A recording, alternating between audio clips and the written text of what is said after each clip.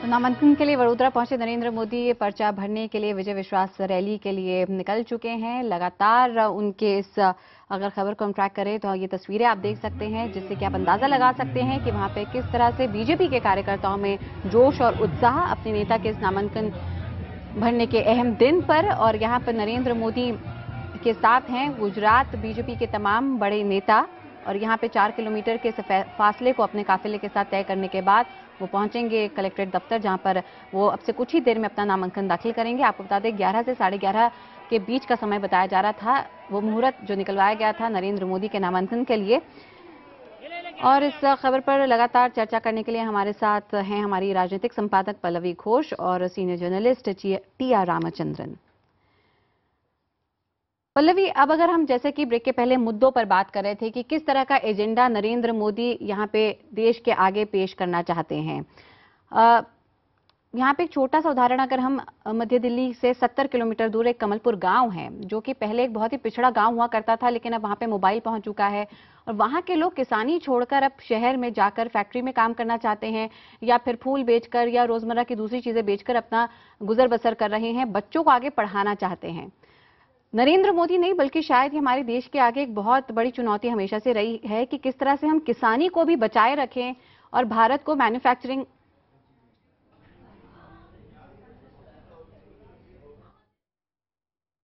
पल्लवी, आप पर वापस आऊंगी, लेकिन इस बीच बीजेपी गुजरात के प्रवक्ता विजय रूपानी हमारे साथ जुड़ चुके हैं। विजय जी, बहुत बड़ा दिन यहाँ पर आपके लिए। जी, आज हमारे प्रिय नेता जो पर्चा लड़ रहे हैं, ये हमारे गुजरात के लिए सौभाग्य की बात है। बिल्कुल, ऐसे में विजय जी, वडोदरा से नरेंद्र मोदी का चुनाव और वाराणसी से भी वो अपना नामांकन पत्र दाखिल करेंगे ही कुछ ही दिनों में। अगर दोनों सीटें जीत जाते हैं तो क्या चाहेगी आपके प्रदेश की जनता? कौन सी सीट छोड़े और कौन सी रखें?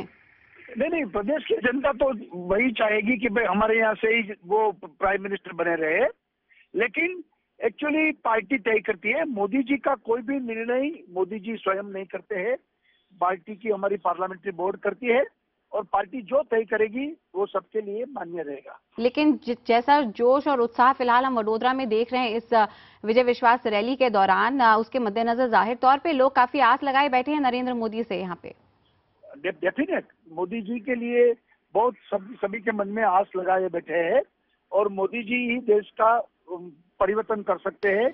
और हमारे गुजरात में जिस तरीके से काम किया है, तो मोदी जी के प्रति बहुत। बिल्कुल विजय जी, ऐसे में आपसे ये जानना चाहेंगे कि नरेंद्र मोदी जी का ये जो काफिला है ये कहां तक पहुंचा है, कितनी देर में अपना नामांकन भरने वाले हैं, कहां तक पहुंची है उनकी यात्रा? एक्चुअली जो रोड शो चल रहा है, वो रोड शो में हम टाइम से पीछे है।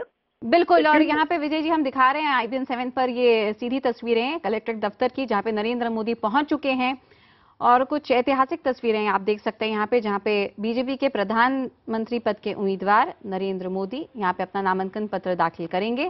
साथ ही में आप देख सकते हैं यहाँ पे किरण महिंद्रा को भी, और राजघराने की गायकवाड़ राजघराने की रानी को भी, जो कि यहाँ पर प्रस्तावकों में 2 हैं। और साथ ही में गुजरात बीजेपी के नेता और मंत्री भी, जो कि इस वक्त नामांकन पत्र दाखिल करते वक्त नरेंद्र मोदी के साथ हैं।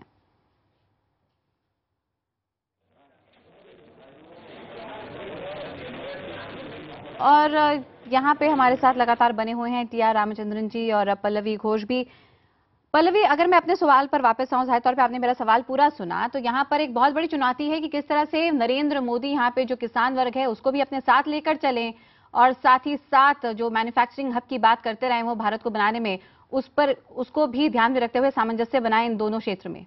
जी बिल्कुल, एक बैलेंस की बात चल रही है, क्योंकि देखिए 2009 का चुनाव का श्रेय बहुत हद तक इस बात पे जाता है कि फार्म लोन वेवर्स किया गया था। किसानों ने एक बहुत अहम भूमिका निभाई थी और उन्होंने कांग्रेस को बहुत भारी मतदान भी दिया था, इसलिए शायद UPA 2 दोबारा वापस आई थी। और ये बात नरेंद्र मोदी जानते हैं कि अभी भी उतना नहीं चेंज हुआ है कि आप किसानों को कंप्लीटली इग्नोर कर सकते हैं और सिर्फ आप जोर दे सकते हैं मैन्युफैक्चरिंग सेक्टर पे या कॉर्पोरेट जगत पे। तो एक बैलेंस करने की बात करते हैं, वो FDI इन रिटेल की बात तो मानते हैं, लेकिन वो कहते हैं कि एफडीआई मल्टी ब्रांड रिटेल नहीं होना चाहिए, क्योंकि वहां पे जो छोटे किराना स्टोर है उनको भी ध्यान रखना चाहिए, उनका भी ध्यान रखना चाहिए। और जहां जहां जाते हैं, जैसे हम लोग परसों ही बात कर रहे थे असम के चुनाव में, वहां पे वो गए थे, जो टी सेक्टर है वहां पे जो टी वर्कर्स है, प्लांटेशन वर्कर्स है, उनको उन्होंने कहा है कि मैं आपके विकास के लिए कुछ करना चाहता हूं अगर मेरी सरकार बनती है तो। जहां किसान बहुमत इलाका है महाराष्ट्र में, जहां वो घूमे हैं, विदर्भ एरिया में जो किसान है जहां पे बहुत फार्म लोन सुसाइड होते हैं, वहां पे उन्होंने एक तरक्की और विकास की भी बात की है। साथ साथ वो ये भी जानते हैं कि अगर आप कॉर्पोरेट सेक्टर की बात करें या मैन्युफैक्चरिंग सेक्टर की बात करें, जो इन्वेस्टमेंट्स होता रहा है वो कम होता गया है। यूपीए 2 की सरकार पे वो कॉन्फिडेंस नहीं रहा है, चाहे वो कॉर्पोरेट सेक्टर की हो या मैन्युफैक्चरिंग सेक्टर की हो, उनको भी जीतना बहुत जरूरी है और खासतौर पर युवाओं को जीतना जरूरी है। क्योंकि अगर आपके मैन्युफैक्चरिंग सेक्टर में बढ़ोतरी होगी तो जॉब अपॉर्चुनिटीज मिलेंगे, जॉब अपॉर्चुनिटीज होंगे तो युवा आपको वोट देंगे। तो एक बैलेंस करने की कोशिश की जा रही थी। और आप जो सोशल इंजीनियरिंग की बात कर रहे थे वो, और उसके साथ साथ एक जो एम्प्लॉयमेंट जो इंजीनियरिंग की बात होती है, जो बैलेंस की बात होती है, उस बात पे नरेंद्र मोदी बहुत जोर देते हैं। बिल्कुल। और अपने दर्शकों को एक बार फिर से बता दें, IPN 7 पर आप देख रहे हैं यहाँ पे सीधी तस्वीरें नरेंद्र मोदी के वडोदरा से नामांकन की, जहां पे आप देख सकते हैं इस नामांकन की खास बात ये कि वडोदरा की राज्य घराने की महारानी शुभांगिनी देवी और साथ ही में वहां के एक चाय वाले किरण महिदा, दोनों यहाँ पे प्रस्तावकों की सूची में 4 प्रस्तावकों में से 2 हैं। यहाँ पे कलेक्ट्रेट ऑफिस में अपना नामांकन पत्र दाखिल करते हुए नरेंद्र मोदी। और रामचंद्रन जी, वडोदरा से चुनाव लड़ना और वाराणसी से भी, पहले अगर वडोदरा की बात करें तो नरेंद्र मोदी के ओपोनेंट कहते हैं कि ये सेफ सीट है इनके लिए, इसलिए यहां से चुनाव लड़ते हैं। लेकिन अगर वाराणसी,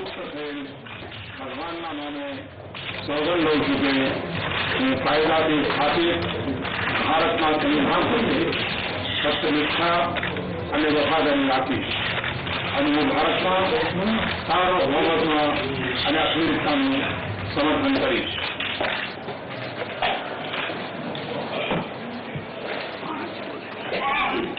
यहाँ पे नरेंद्र मोदी पूरा करते हुए अपने नामांकन पत्र पर हस्ताक्षर करते हुए, और ये ऐतिहासिक तस्वीरें हम आपको दिखा रहे हैं जहां पे बीजेपी के PM पद के उम्मीदवार नरेंद्र मोदी अपना नामांकन दाखिल कर रहे हैं। और इन प्रस्तावकों की सूची में जो 4 प्रस्तावक हैं उनमें से 2 जो खास यहाँ पे इस वक्त की बड़ी खबर बनी हुई है वो ये कि किरण महिदा जो कि एक चाय वाले हैं वो यहाँ पे प्रस्तावक हैं नरेंद्र मोदी के, और इन्हीं के साथ गायकवाड़ राजघराने की महारानी शुभांगिनी देवी भी प्रस्तावक हैं नरेंद्र मोदी की। और साथ ही में गुजरात के 2 मंत्री यहाँ पे नरेंद्र मोदी के प्रस्तावक हैं। नामांकन की ये तस्वीरें दिखा रहे हैं।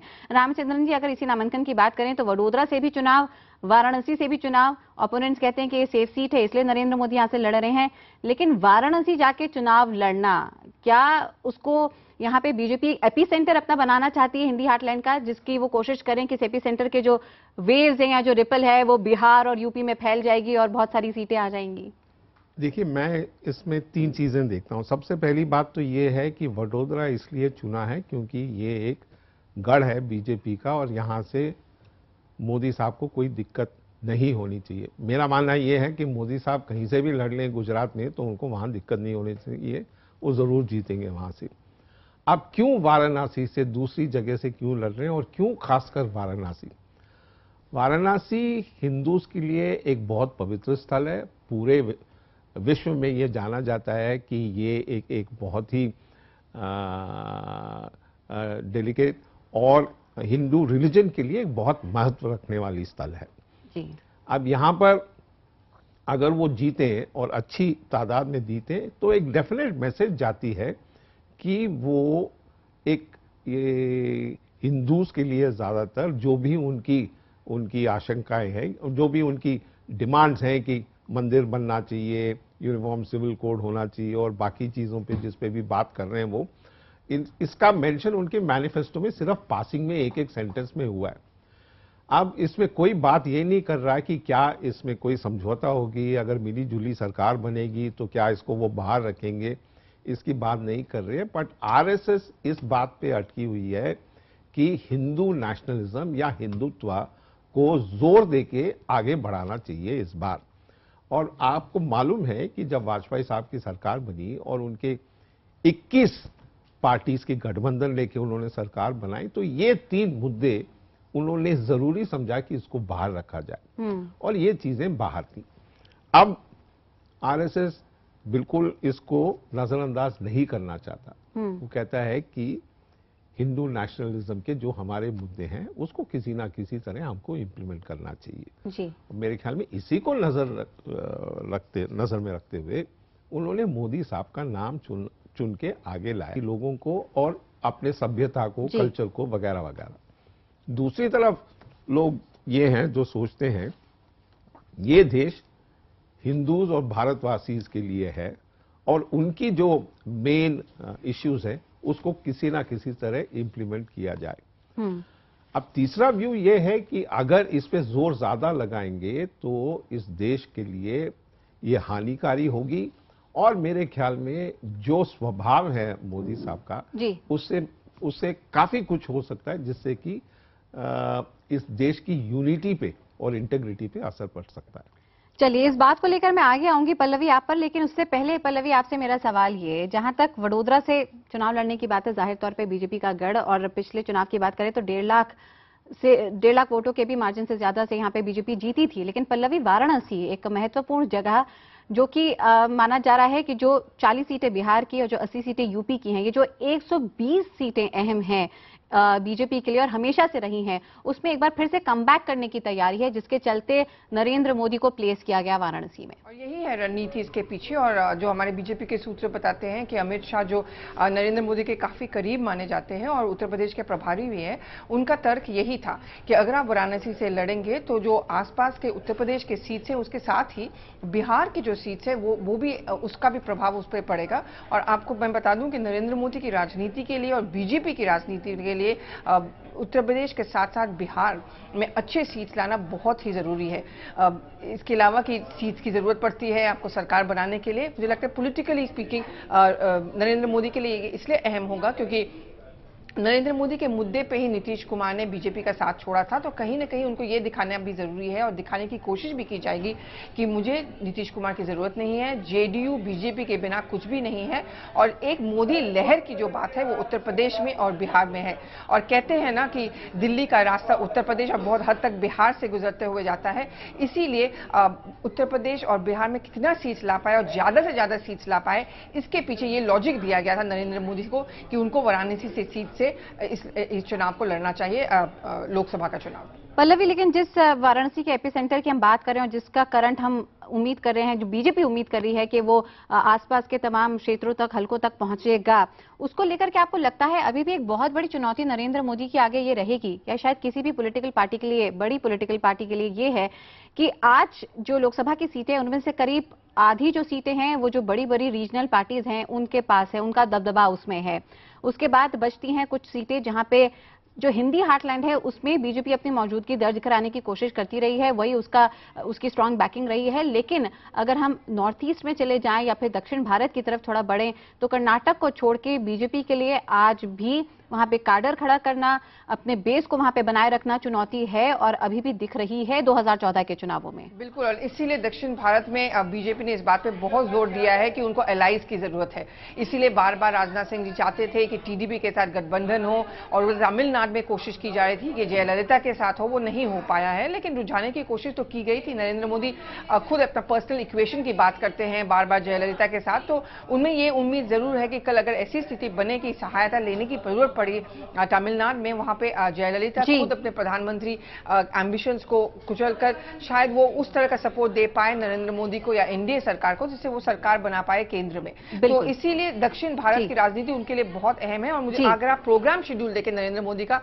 तो वो दक्षिण भारत में काफी कैंपेन कर चुके हैं। बिल्कुल, आप बने रहिए हमारे साथ। इस बीच अपने दर्शकों को हम ये बताएं कि नरेंद्र मोदी भारतीय राजनीति की एक ऐसी शख्सियत हैं जिन्हें आप प्यार करें या नफरत करें, लेकिन उनकी अनदेखी आप कतई नहीं कर सकते। एक चाय वाले से गुजरात का मुख्यमंत्री और अब बीजेपी के पीएम पद के उम्मीदवार बनने तक के सफर में मोदी ने बहुत उतार चढ़ाव देखे हैं।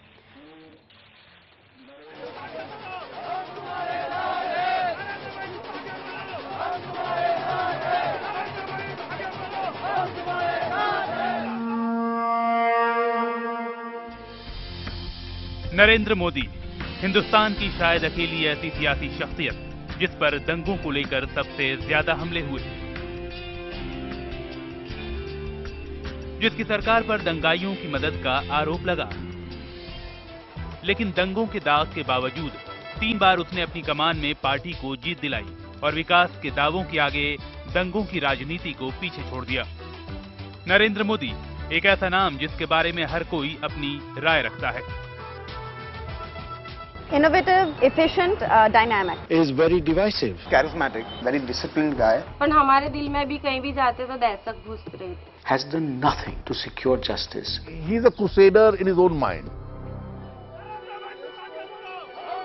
एक डिक्टेटर, विकास का हिमायती और गुजरात में जननायक।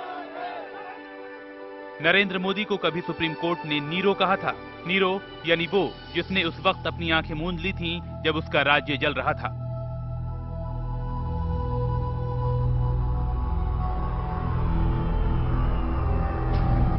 लेकिन उसी चेहरे के नेतृत्व में उसकी पार्टी ने राज्य में जीत की हैट्रिक लगाई और हर तरफ से मोदी को प्रधानमंत्री बनाए जाने की मांग उठने लगी।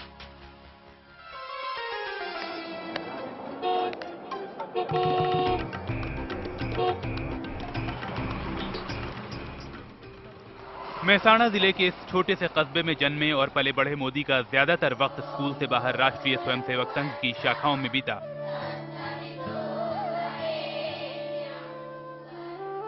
आरएसएस में अपनी भागीदारी के बाद मोदी का झुकाव अगर कहीं था तो वो था थिएटर। और उनका जो रिश्ता ज्यादातर है वो संघ और नाटक। मुझे कार्य करने का अवसर मिलेगा। मैंने प्रारंभ किया था सौराष्ट्र की भूमि से, फिर उत्तर गुजरात में गया और अब ये मेरा सौभाग्य है कि मुझे मध्य गुजरात में आने का मेरी पार्टी ने अवसर दिया है। मेरा जन्म वडनगर में हुआ था, वो गायकवाड़ी स्टेट था। गायकवाड़ स्टेट की एक महान परंपरा रही थी कि वे कन्या शिक्षा पर बल देते थे,